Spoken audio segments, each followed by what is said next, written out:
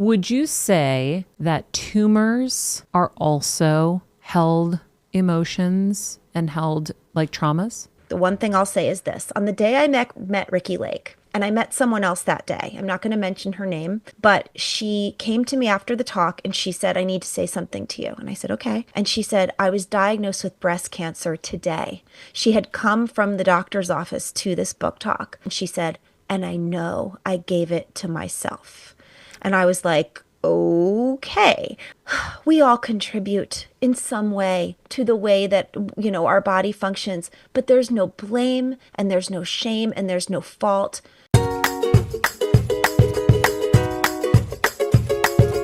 Hello, Heal Squad. Welcome back to part 2 of my conversation with Nicole Sachs, psychotherapist and author of MindBody, of Mind Your Body, forgive me, a revolutionary program to release chronic pain and anxiety. If you missed part 1, we chatted all about ways to bring both your body and your mind out of fight or flight mode, the physical toll it takes on our nervous system, how it's actually a signal and a sign and an alert for you to shut it down and start looking inward at what you need to be fixing to get a better life going. Today, we're going to be talking more about her revolutionary approach that continues to change lives, including friend of the show, Ricki Lake, who used Nicole's tools to heal debilitating sciatica tied to deep grief and trauma. Going back to episode 1, this is what she was talking about. This pain is a signal, and it's something deeper than just a physical pain that you have. We're going to hear the practices that helped her get there. And since May is Mental Health Awareness Month, we're going to explore how Nicole's MindBody approach works with anxiety, depression, fatigue. Also, of course, friends, don't forget to sign up to be a Heal Squad member on Patreon. We have bonus content from Nicole there. You can access ad-free episodes. We have incredible heal events, a really wonderful community there. Gifts, all kinds of fun stuff. So we've linked it inside the show notes, but let's get to our chat with Nicole. Let's talk about some of these stories. Like, I know so many people. My aunt has really bad sciatica issues. That just sounds like bad luck. I have sciatica. You taught us in episode 1 that it's not necessarily bad luck. It's tied to something emotional. And you worked with Ricki Lake on her sciatica pain. Will you share a little bit of that, whatever it is that you can share? Yeah, Ricki's been pretty public. She's been on my podcast, so I know there are a few things that I can definitely share.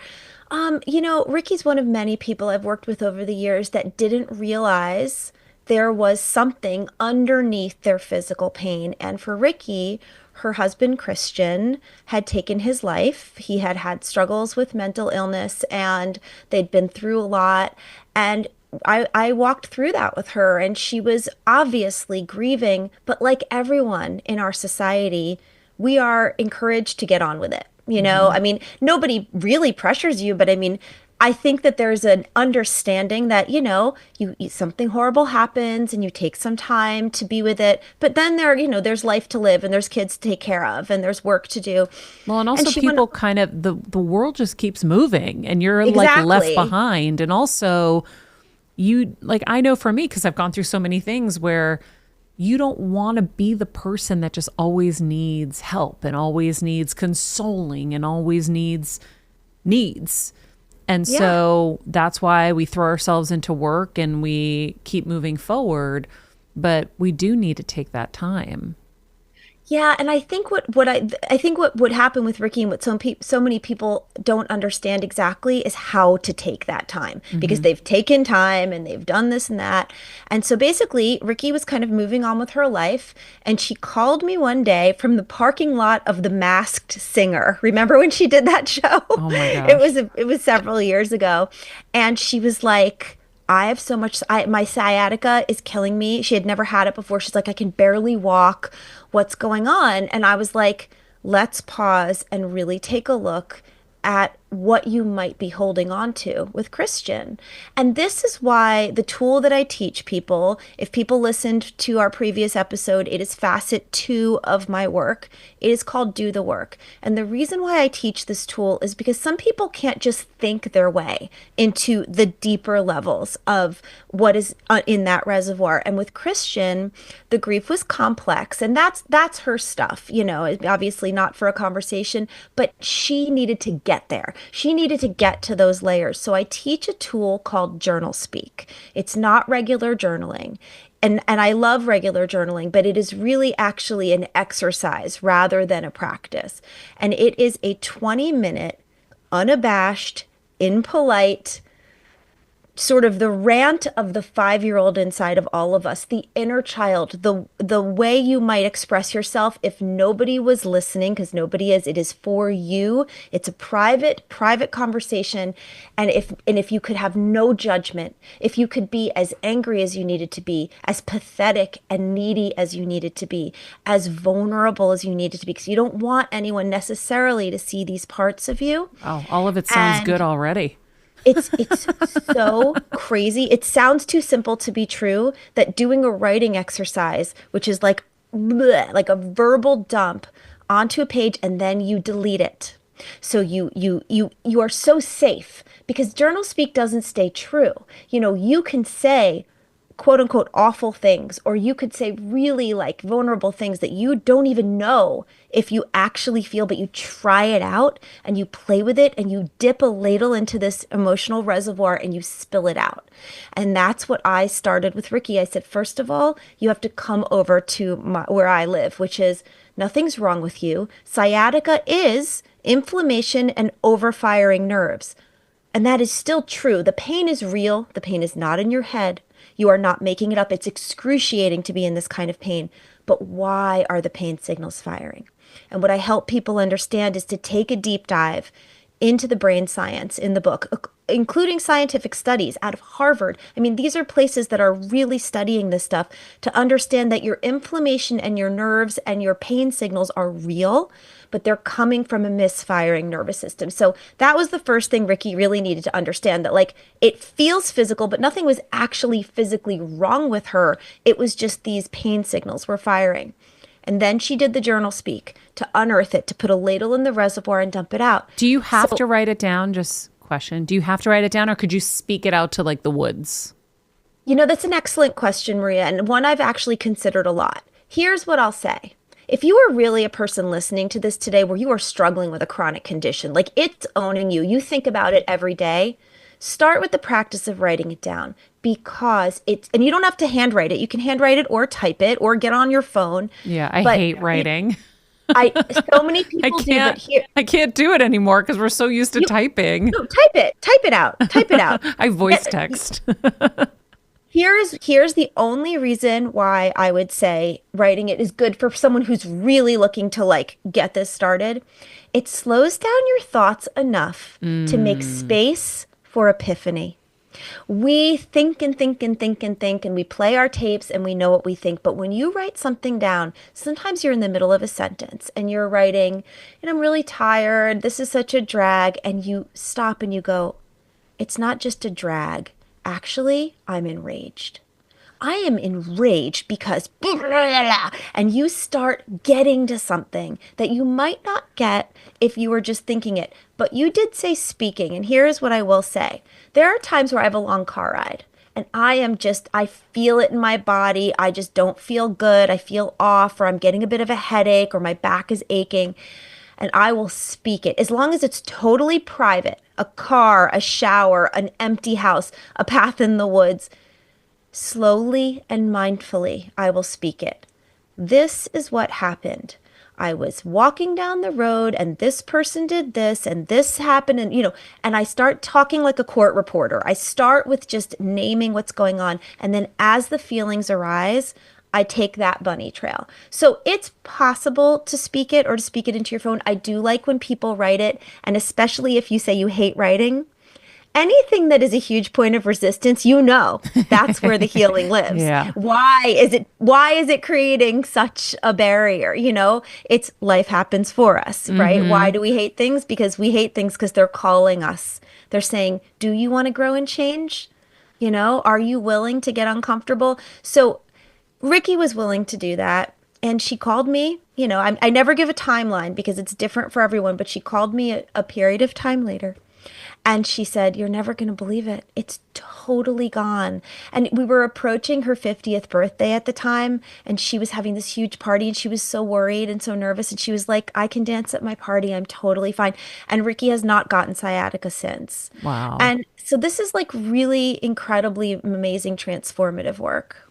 Well, you're speaking to me because I have had a pain in my lower left, like right where your hip bone is. Oh, I yeah. think it's like your QL or something they say it or whatever. I can't roll this thing out enough. I can't stretch it enough. I can't Epsom salt bath it enough. I can't do anything enough. And I never, ever considered that there was some emotional tie creating that pain until you just said that. Well, let's actually talk about that because that's a perfect example to help people understand what's going on here. I think when we use the word emotional, people can find their way to dismissing it, right? Oh God, what do you like? This is hippie woo woo therapy talk, something's emotional in my body. But when you think of it as brain science, when you understand that fight or flight has kept our species alive since the dawn of early woe-man, then you understand that this is happening now to you. So for whatever reason, the hip is the place that it's settled in and you've tried all the other things, you've rolled it, I don't know if you've had injections or whatever, but people try all sorts of things for any sort of like trigger point kind of pain. What you have to understand is that as soon as the nervous system finds something that works, it will keep you there because the distraction is seen as protector. The distraction is seen as something that's keeping you from something worse. Oftentimes in my work, I think hip pain has to do with fear of moving forward, fear of whatever is next, fear of the uncertainty of possibility. I have had that same hip pain. I know that one. And when you can slow down, understand the brain science, and then say, screw it, I'm just going to try this. What is there to lose? The reason that there are 3 chapters in the book dedicated to JournalSpeak to really teach you how to do it. It is like I'm giving a sense right now, but it is a practice that is simple instructions. You can understand how to really do it right. So you know you're getting to what you need to get to. Try it. I have something called the 28-day challenge that I also map out specifically in the book, a 28-day jumpstart for your nervous system, figuring out. You take an inventory of the pain and however you feel on day 1, you put that away and you do the practice for 28 days and I teach you exactly how to do it and then you see. And there is nothing that makes you more evangelical than when your body becomes your proof. When you say, "Holy shit, I've been having this pain for, X number of months and I just like went 3 days without having it." That's it. The nervous system goes into rest and repair. The pain signals stop firing. And as you are consistent with this practice, I was diagnosed at 19 with a spinal condition so severe. I was told that I would never have biological children, travel, play sports, exercise. It was a virtual death sentence at 19 because I do have on film a very serious condition called degenerative spondylolisthesis. Having said that, through my finding of this mind-body medicine, my understanding and my training in it, I had 3 children. I exercised till the day they were born. I can run 5 miles on the beach on a good day. I put my overpacked suitcase in the trunk. I'm fine, but I'm still the same on MRI. I have what Dr. Sarno, my mentor, would call a normal abnormality. So it's not that the doctors were wrong. I believe in medicine. I believe you go get yourself checked out. I am not looking to put a Band-Aid on a tumor. You need to know what's going on in your body. But once you get a diagnosis that the doctor says, well, we can say what's going on with you, but there's no cure. Like there's nothing that's going to take away your pain, or there is a surgery, but it doesn't guarantee, pain cessation or whatever it is, then come sit by me because I have solutions for stuff like that. Wow.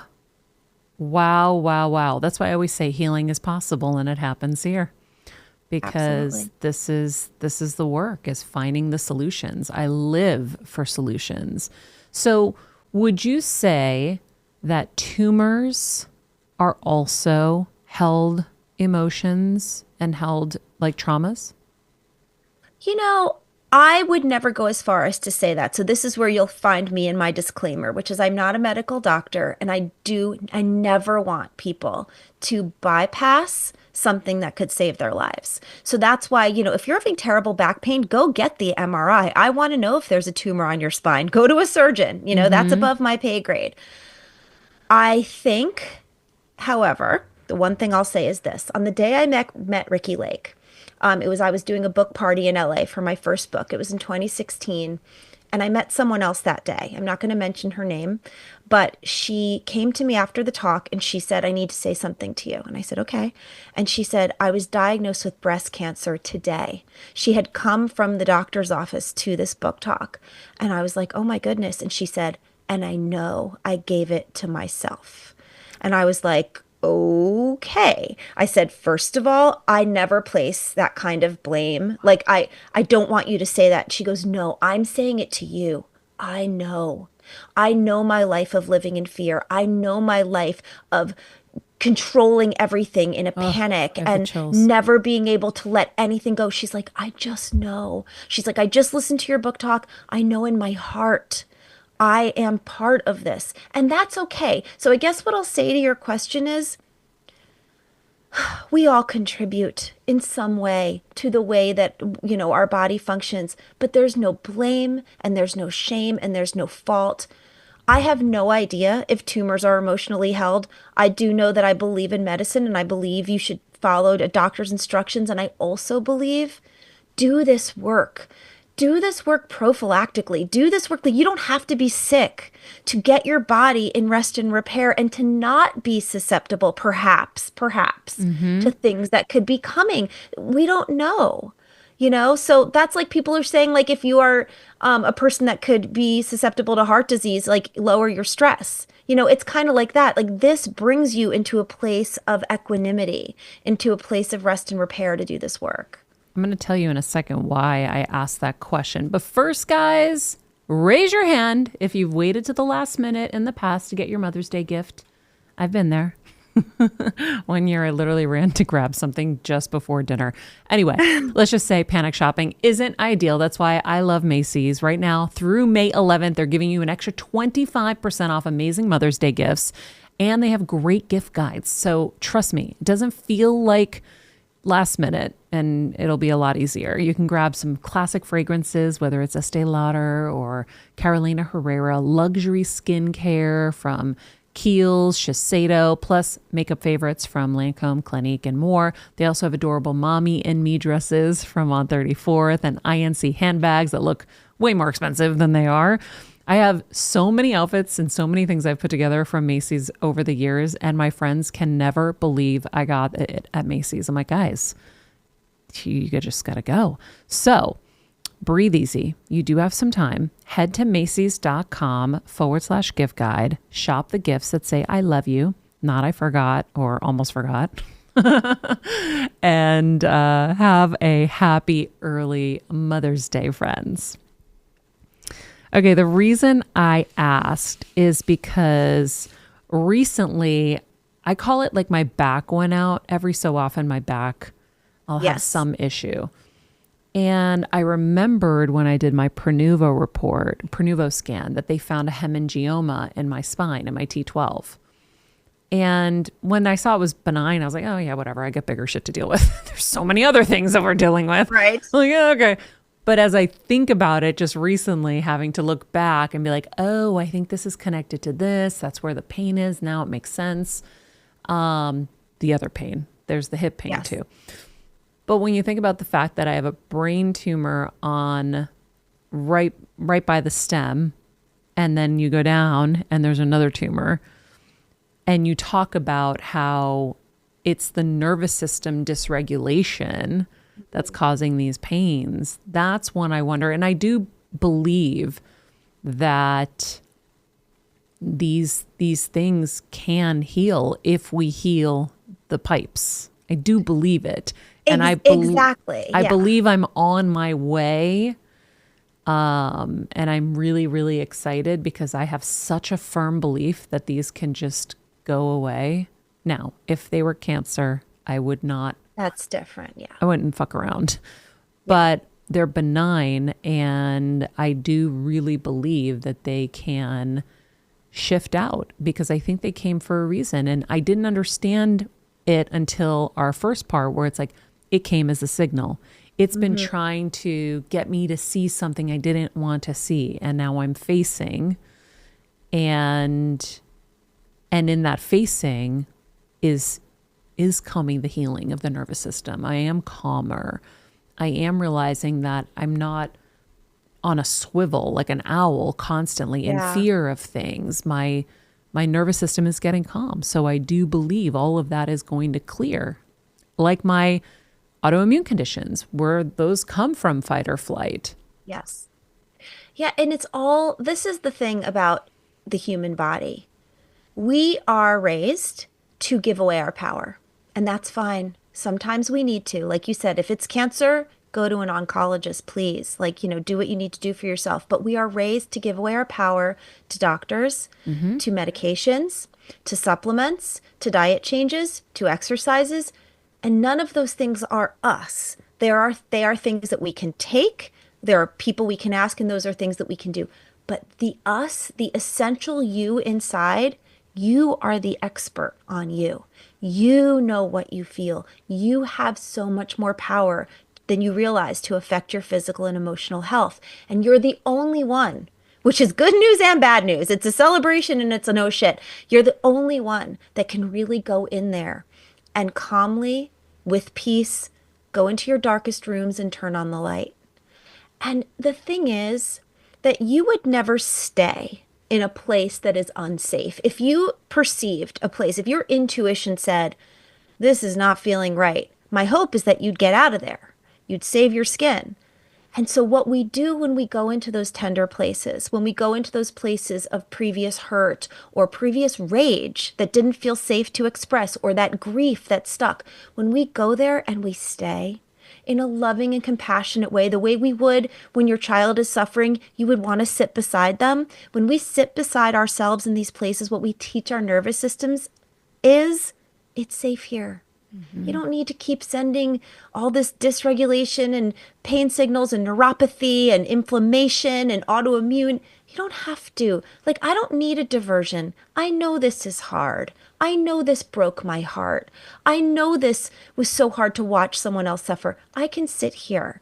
And when we are able to do that with compassion, we teach our nervous systems there's nothing to run from.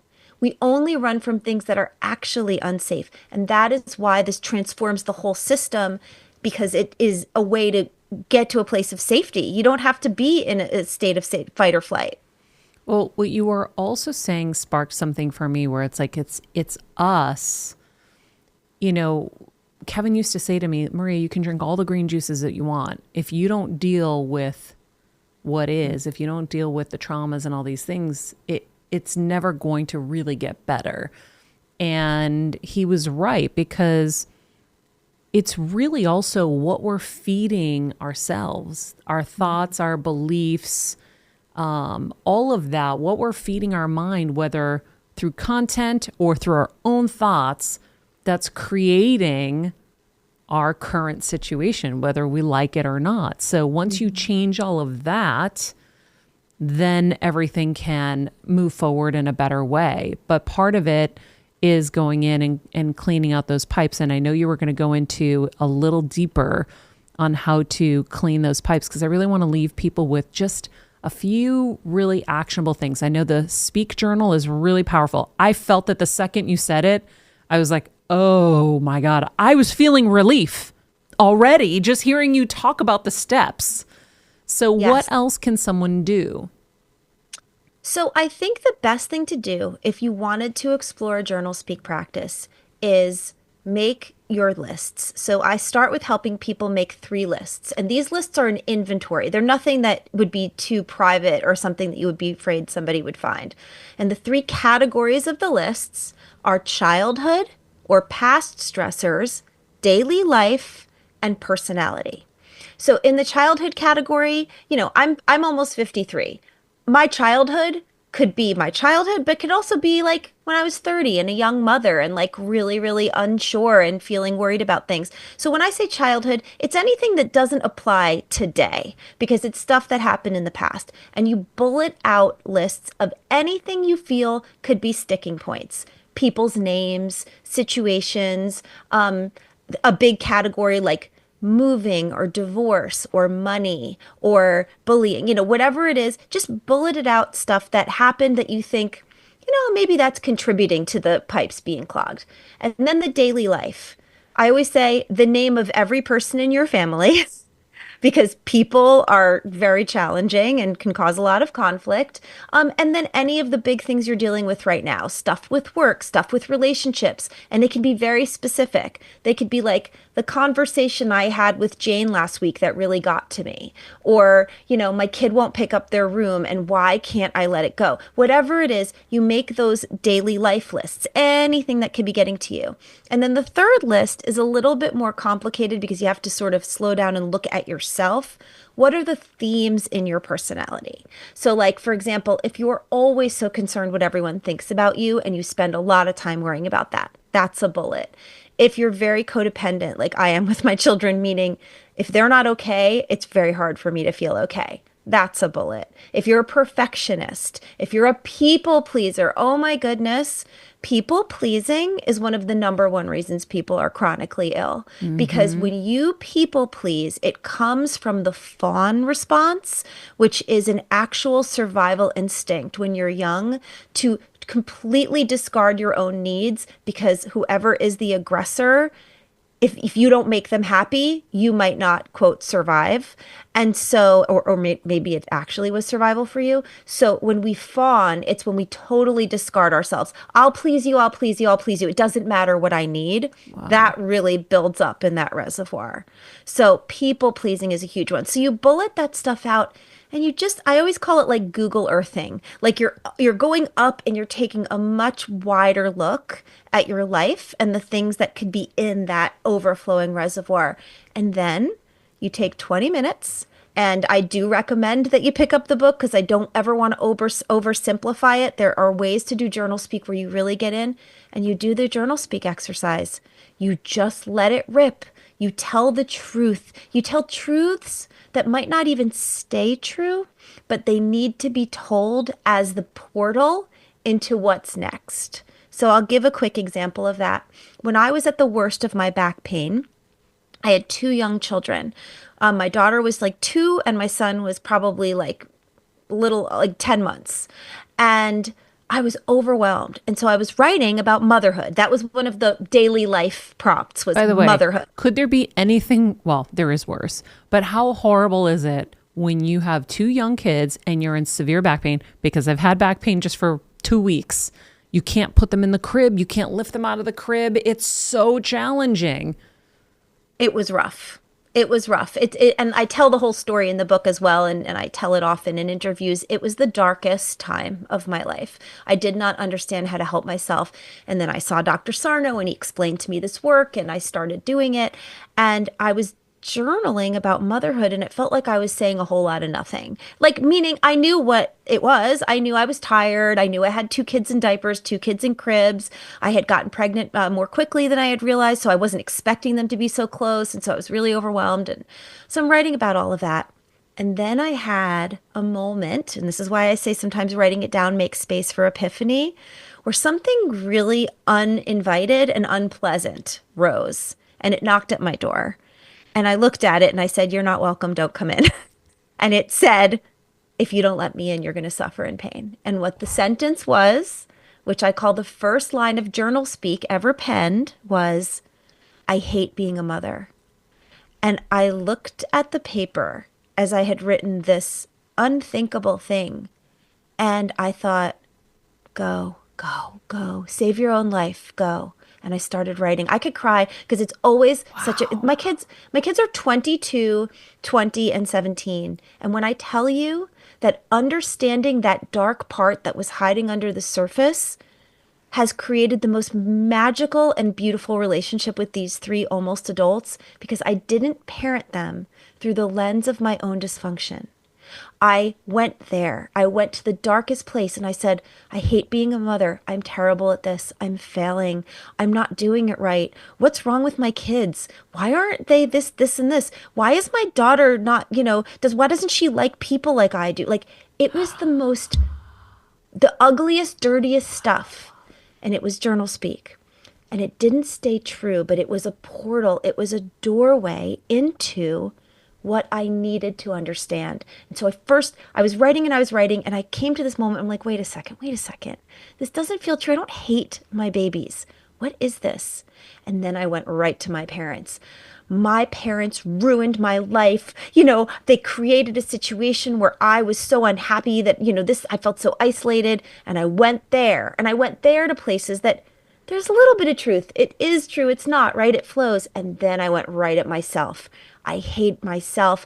What are you, such a failure? Why can't you do this? What's wrong with you? Everyone's a mother. You can't do this, right? And then I went at my perfectionism and all these things. And keep going, because anyone who's listening is freaking out right now. This is unbelievable. This is it, though. This is JournalSpeak. This is the stuff no one ever says out loud because they're too scared.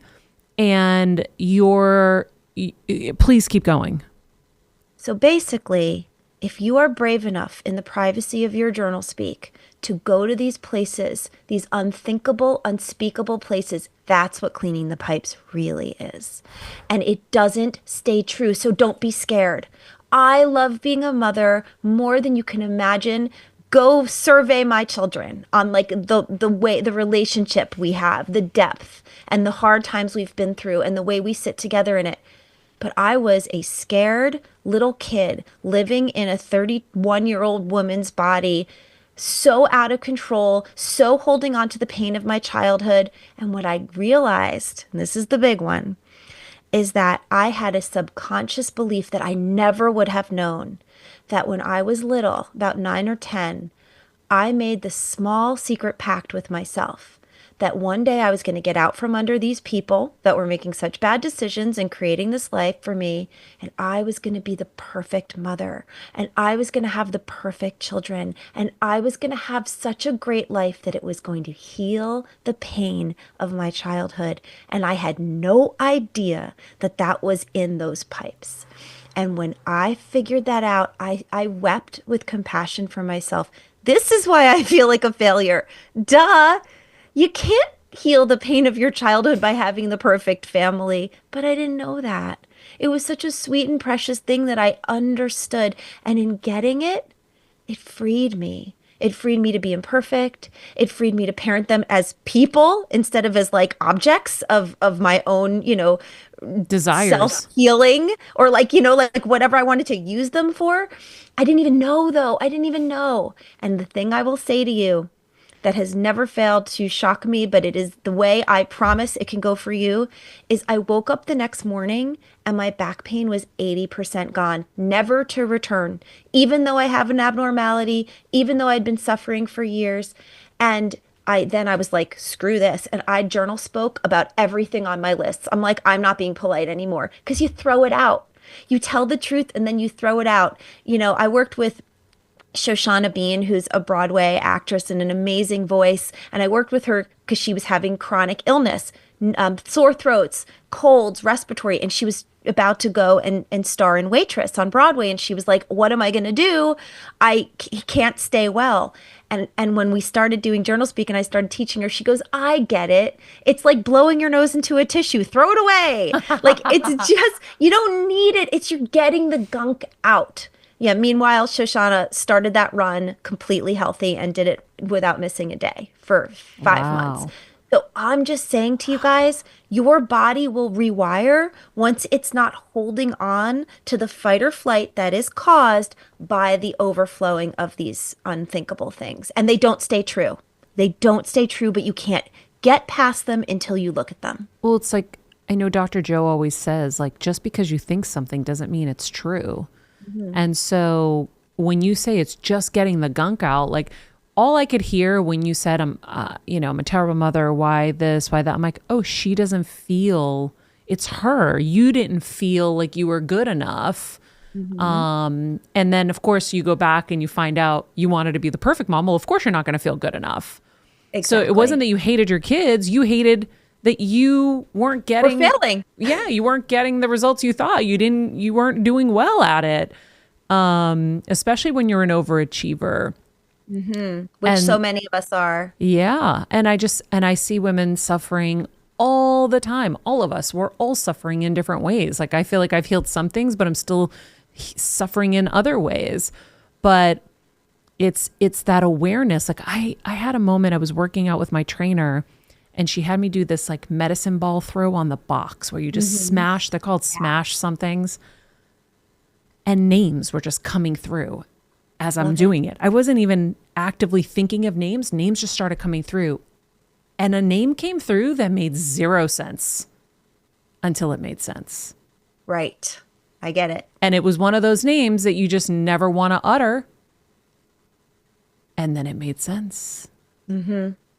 It's crazy. So that to me was almost like JournalSpeak. Yes, where that was the energy. There was a flow there and there was space because I'm just throwing the ball. I'm not thinking, but things were coming. And I was like, wait, there's all these people that have done horrible, horrible things to me. This one? This name? It's wild. Well, if you want the hip pain to subside, I would take that name, put it on top of a piece of paper, just close the shades, put on some nice music, and just write.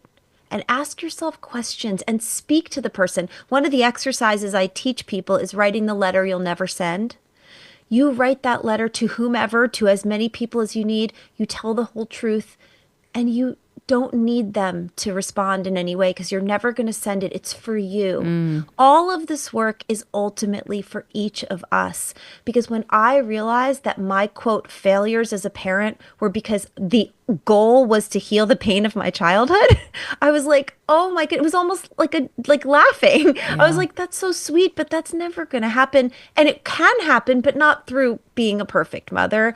I had so much compassion for myself and I didn't have pain anymore. And so it's really, really astounding. And anyone who says that's too crazy to be true, try it for yourself. Do the 28-day challenge, because if you see it in your own body, you have no idea then what you can start healing. Things you thought were inevitable, things you thought you were never going to get past because you've had them for 20 years. I watch regularly people get past and not have those symptoms anymore. So it's, and the end of every chapter, by the way, has a different person's healing story. So it like moves you forward through the book. It's not all just how to. It is real people in living color in their own voices being like, I thought I was completely limited or stuck or forever injured by this, and this. It wasn't the case. So there's so much hope there.